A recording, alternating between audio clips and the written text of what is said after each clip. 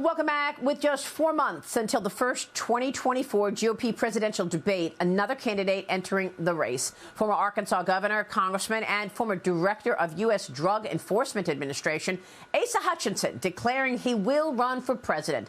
Governor Hutchinson joins me right now. Governor, it's great to have you this morning. Congratulations on the announcement. Thanks very much for being here. Thank you, Maria. It's great to be with you today. We're very excited about the future, and 4 months from the debate is not long. So we're cracking it and been to Iowa, and we look forward to every moment of this campaign. Yeah, and the caucus in Iowa is in February. Look, Governor, people want to know more about your platform. You've said that your platform resonates with the American people. Tell me specifically what you're prioritizing and what is your platform for running for president? Well, first of all, we've got to get the economy moving, and it starts with controlling federal spending, because federal spending excesses is what led to inflation increases, interest rate increases. So we've got to get that addressed. And part of that is I fully support a pro-growth energy policy. We've got to produce energy in the United States.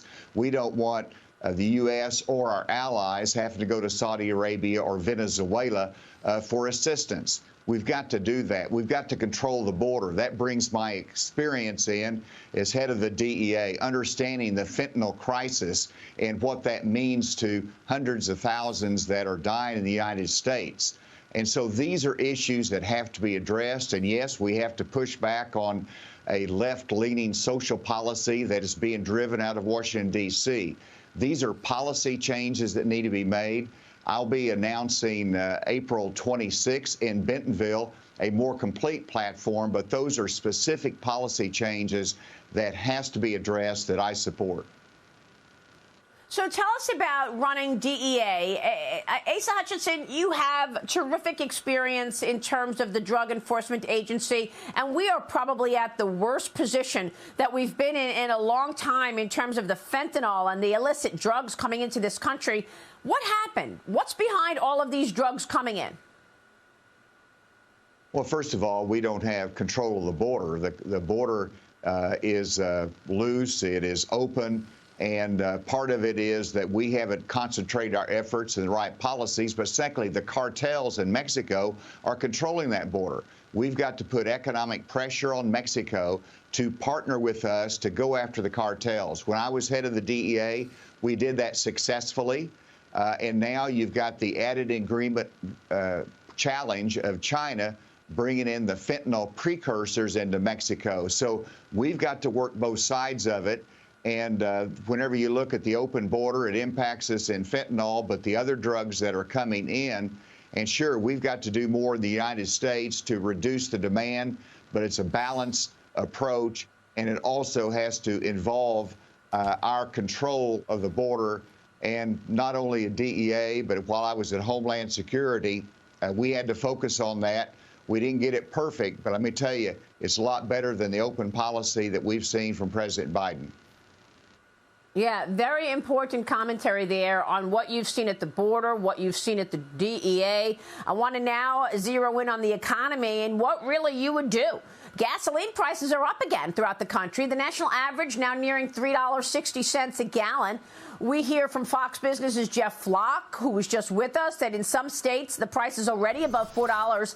And Governor, it seems that the only strategy out of this administration is to sell oil from the strategic reserves, making the United States even more vulnerable, because now we're at record lows, the lowest levels since the 1980s. So what is your plan for energy and gasoline prices?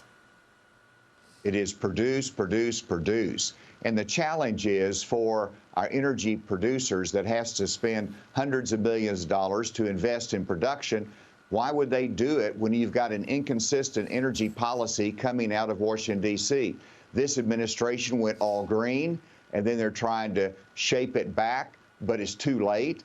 And they've embarrassed us by having to go really beg to other countries saying produce more. We've got to produce more here, have a pro-growth energy policy that's consistent.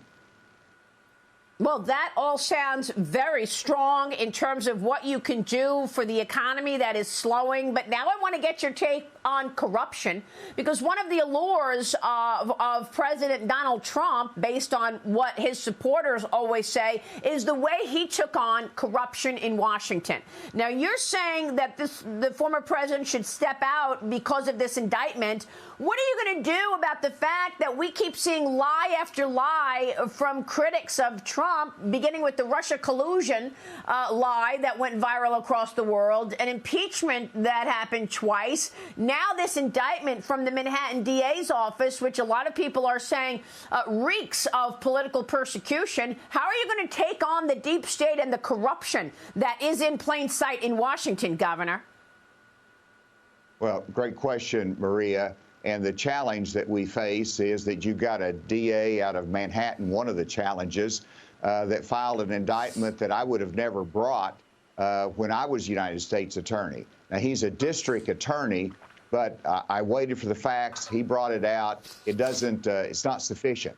And so that is an overreach. Whenever you look at the Department of Justice, you need to really separate the leadership of the Department of Justice and the Attorney General that's made bad decisions. And that's where we talk about they've weaponized the Department of Justice.